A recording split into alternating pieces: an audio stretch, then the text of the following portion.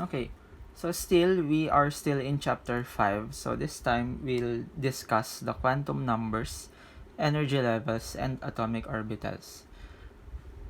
If you will recall on 5.4, we have this discussion about the 3s, 2s, 1s, 2p orbitals.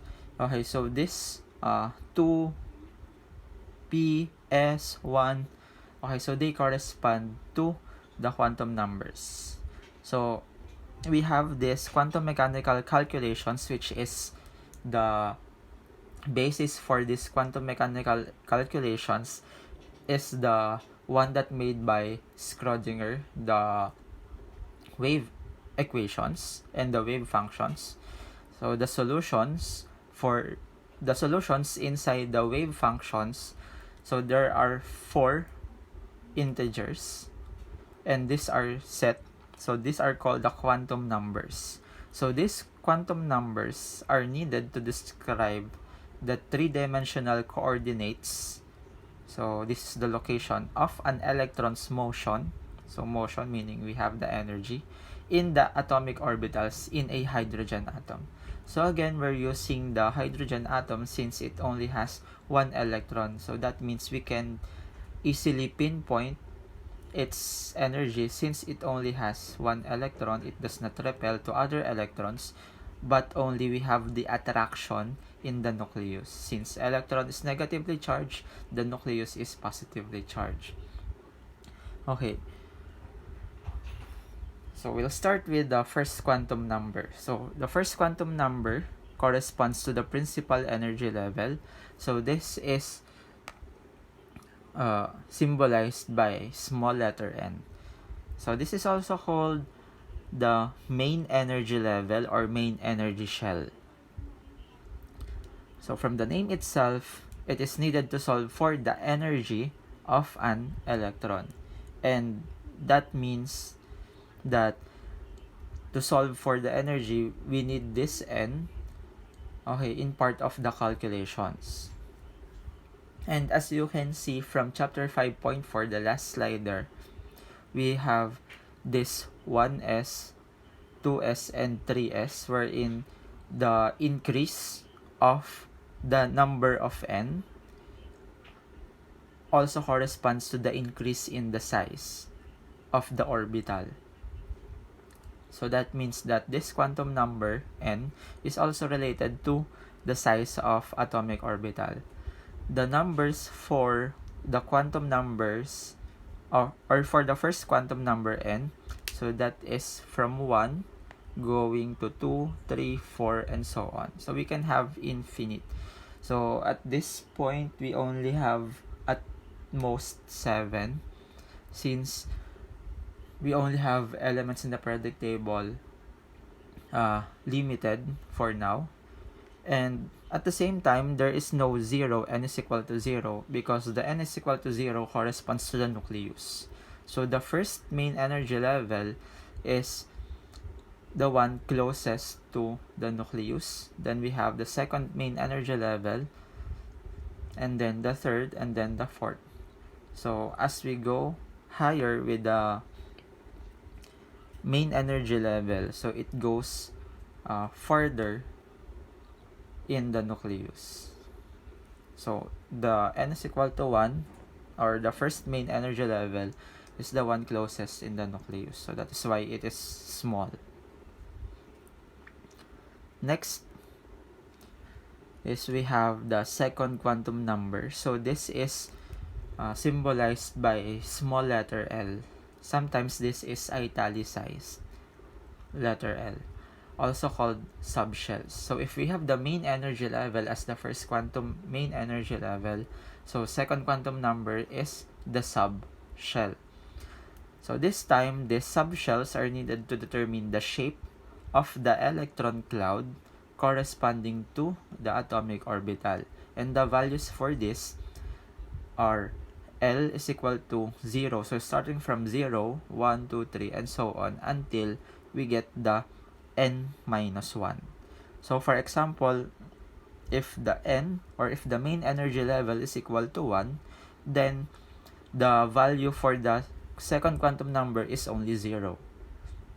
If the main energy level is equal to 4, then the second quantum number, or the possible sets for second quantum number, are 0, 1, 2, and 3. Okay. There are notations in which we will apply for the second quantum number. If we have L is equal to 0, then that means it is s orbital. So just like in the 1s orbital that I had shown you in chapter 5.4. 1s, that means that the number 1 is the main energy level, and the s in the 1s corresponds to L is equal to 0. So this s means that we have a sharp orbital. And then if we have L is equal to 1, that is p orbital. L is equal to 2, d orbital. L is equal to 3, f orbital. L is equal to 4, that is a capital letter G orbital. So we also have L is equal to 5, and so on. So after 4, so we have 5. So this is an H or capital H orbital. And this will go G, H, I, J, K, and so on. Okay. Next is the third quantum number, M sub L. So this means that this third quantum number is also dependent to the second quantum number, since we have the sub L. This time, the third quantum number is related to the orientation of atomic orbitals. So this is also called the magnetic quantum number. The possible values for M sub L, so we have the negative L to positive L. So these are integers. So for example, the L is equal to 2. Then we have negative 2, negative 1, 0, positive 1, and positive 2 as the possible numbers for the third quantum number.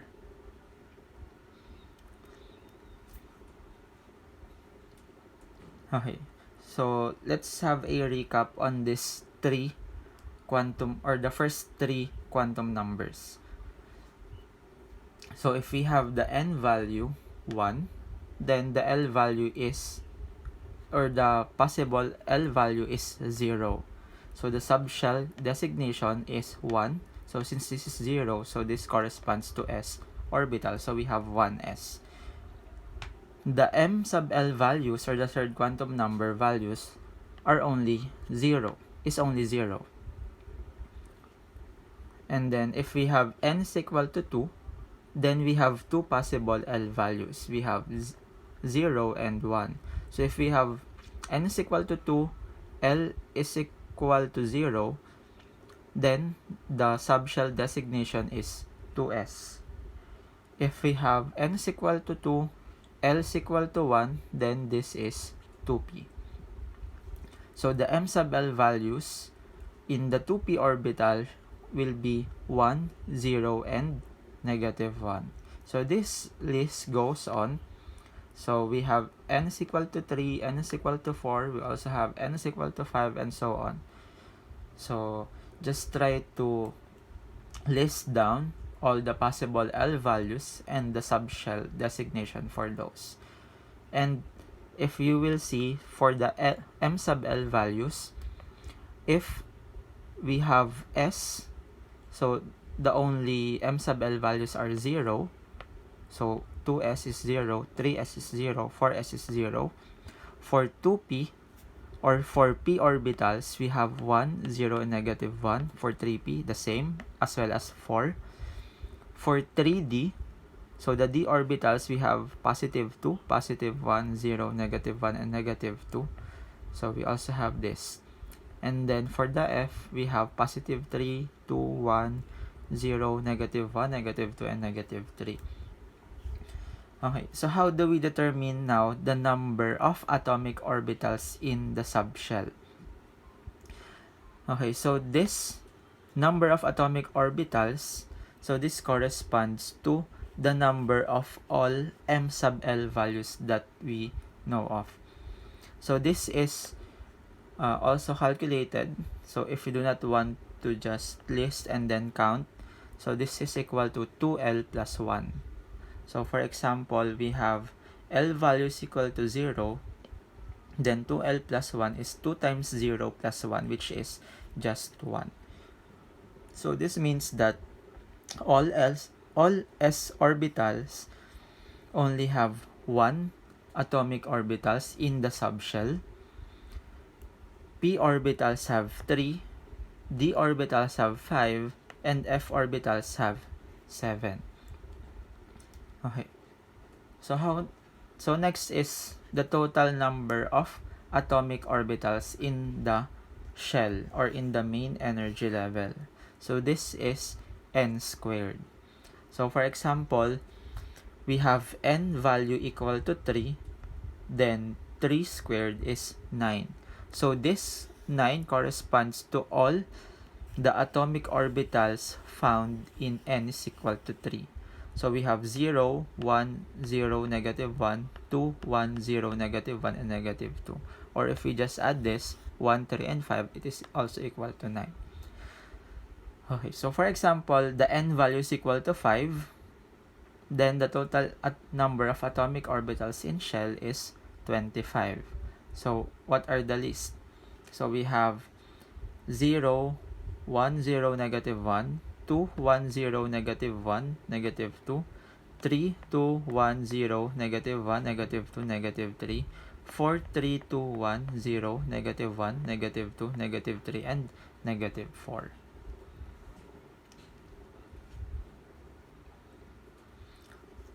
Okay.